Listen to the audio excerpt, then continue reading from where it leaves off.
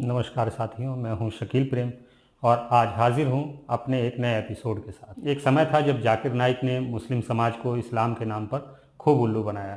जाकिर नाइक ने कुरान से विज्ञान की आखिरी बूंद तक निचोड़कर भारतीय मुसलमानों को पिला दिया।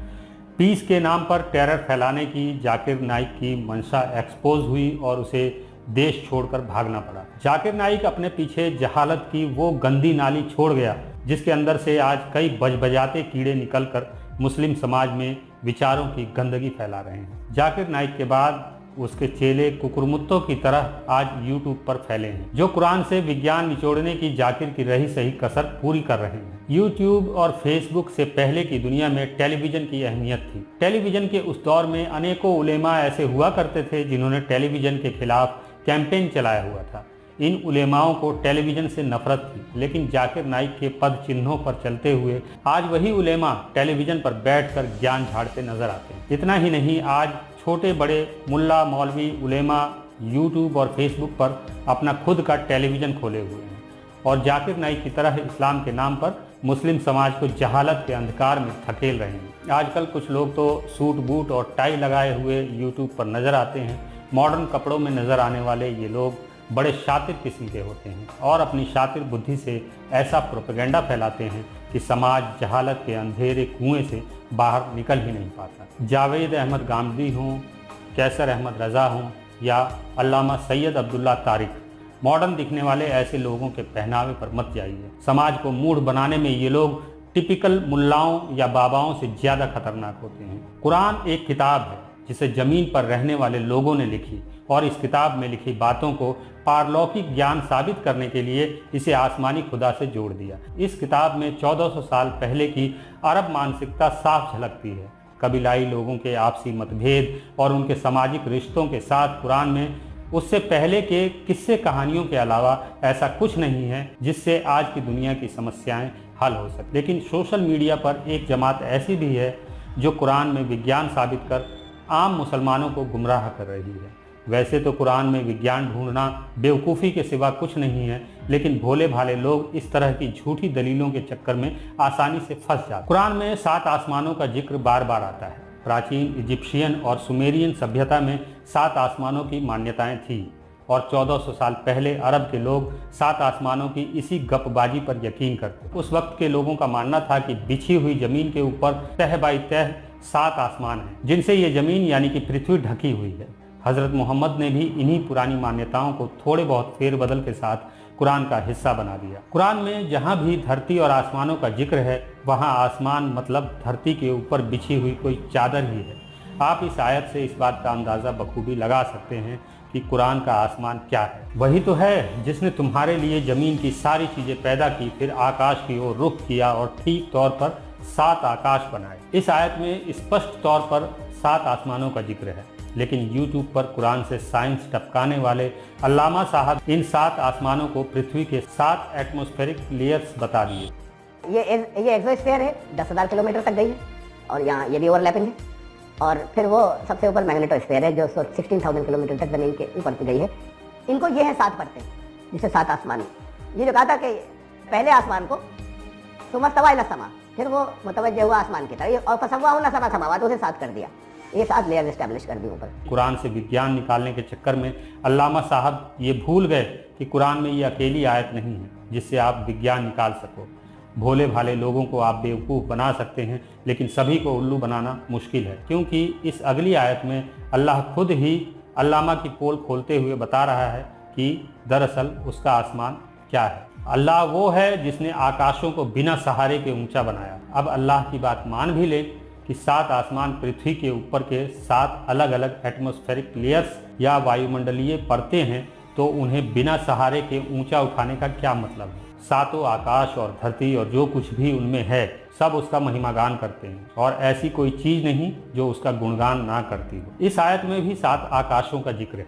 अगर ये 7 आकाश पृथ्वी के वायुमंडलीय परतें हैं तो क्या ये परतें अल्लाह का गुणगान करते हैं? अगर करते हैं तो कैसे? पहाड़ों को इसलिए बनाया ताकि धरती तुम्हें लेकर लुढ़क न जाए, क्योंकि अल्लाह की नज़र में धरती चटाई की तरह बिछाई हुई है जिसे स्थिर रखने के लिए वजनदार चीज़ की ज़रूरत थी, और हमने धरती में अटल पहाड़ रख दिए ताकि कहीं ऐसा ना हो कि वो तुम्हें लेकर लुढ़क जाएं। अल्लामा साहब अल्लाह के जिस आसमान को वायुमंडलीय परतें बता रहे थे, इस आयत में अल्लाह खुद बता रहा है कि उसका आसमान छत की तरह है और हमने आकाश को एक सुरक्षित छत बनाया। अल्लाह ने चपटी धरती के ऊपर आकाश को शामियाने की तरह फैला रखा है, जिसे वो आखिरत के वक्त लपेट लेगा। पुराने ज़माने में संदेश पहुंचाने के लिए लकड़ी में कपड़ों को लपेटा जाता था, जिसे पंजी कहा जाता था। इस आयत में अल्लाह उसी पंजी का उदाहरण देते हुए कहता है कि आखिरत के दिन हम आकाश को वैसे ही लपेट लेंगे जैसे पंजी में पन्नों को लपेटा जाता है। जिस दिन हम आकाश को लपेट लेंगे जैसे पंजी में पन्ने लपेटे जाते हैं।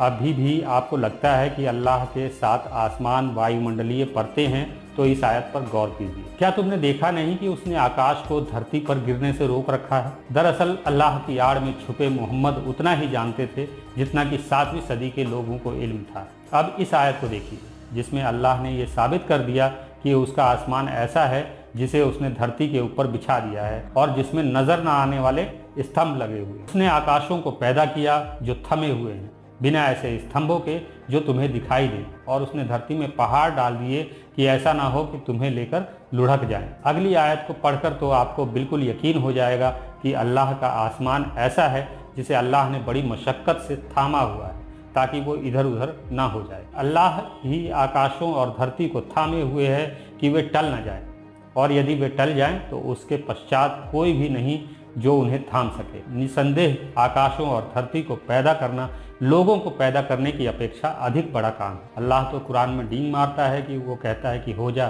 तो वो काम हो जाता है।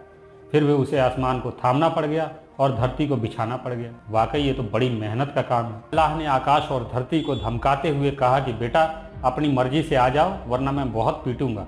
तो डर के मारे आकाश और जमीन दोनों एक साथ आ गए और धरती को हमने बिछाया तो हम क्या ही खूब बिछाने वाले हैं। कुरान की धरती स्थिर है, जिसे पहाड़ों के वजन से हिलने डुलने से रोका गया है, और धरती के ऊपर किसी शामियाने की तरह आसमान को फैलाया गया है।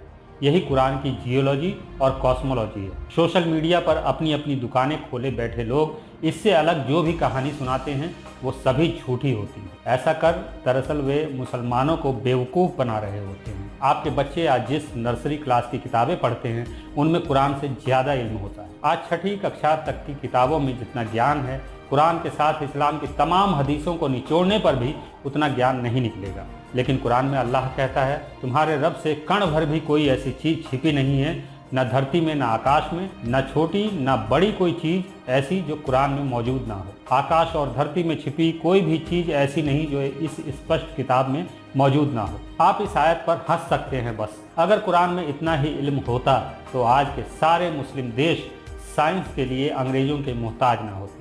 कुरान में साइंस का जरा भी ज्ञान होता तो जितने मुल्ला मौलवी यूट्यूब पर कुरान से साइंस निचोड़ने बैठे हैं वे सभी आज दुनिया के सर्वश्रेष्ठ वैज्ञानिक होते। 3 साल पहले कोरोना काल में कुरान का फर्जी ज्ञान किसी मुल्ला मौलवी के काम ना आए। आज यूट्यूब पर कुरान से विज्ञान निचोड़ने बैठे सभी लोग कोरोना के समय आसमानी किताब को लेकर बिलों में छुपे बैठे थे। काबा बंद, मदीना बंद सिर्फ एक वायरस के डर से? कहाँ पूरी कायनात को बनाने वाला रब्बुल आलमीन और कहाँ एक मामूली वायरस? कोरोना के वक्त आपके रब के ज्ञान और उसकी रहमत को चैलेंज था। जो काबे की हिफाजत की गारंटी लेता है फिर डर किस बात का था? काबा और मदीना दोनों को बंद करने की क्या जरूरत थी? सारे उलेमाओं की जिम्मेदारी थी कि वे कुरान से निचोड़कर कोरोना भगाने की दुआ ढूंढ निकालते या अपने अल्लाह की रहमत नाजिल करवाते ताकि कम से कम मुसलमान तो इस मुसीबत से बच सकते थे। उन्हें वैक्सीनेशन के लिए उन लोगों पर निर्भर ना होना पड़ता जो आपके कुरान को रद्दी समझते हैं। आज मुसलमानों को ये समझना होगा कि उनकी तमाम मुश्किलों का हल कुरान जैसी वाहियात किताब में नहीं बल्कि विज्ञान से ही संभव है। कोरोना से भी बड़ा वायरस हमारे दिमागों में ना जाने कब से बैठा है, जिसे हम धर्म कहते हैं। अल्लाह, परमात्मा, गॉड और इस पर आधारित तमाम धर्म, मजहब, पंथ या संप्रदाय ही आज की मानव सभ्यता के लिए कोरोना से कहीं बड़े रोग हैं जिनका इलाज भी हमें हर हाल में ढूंढना ही होगा। अगर आप मेरे विचारों से सहमति रखते हैं तो मुझे इस पेटीएम नंबर पर आर्थिक सहयोग भेज सकते हैं। मुझे आपके सपोर्ट की ज़रूरत है। इंसानियत जिंदाबाद।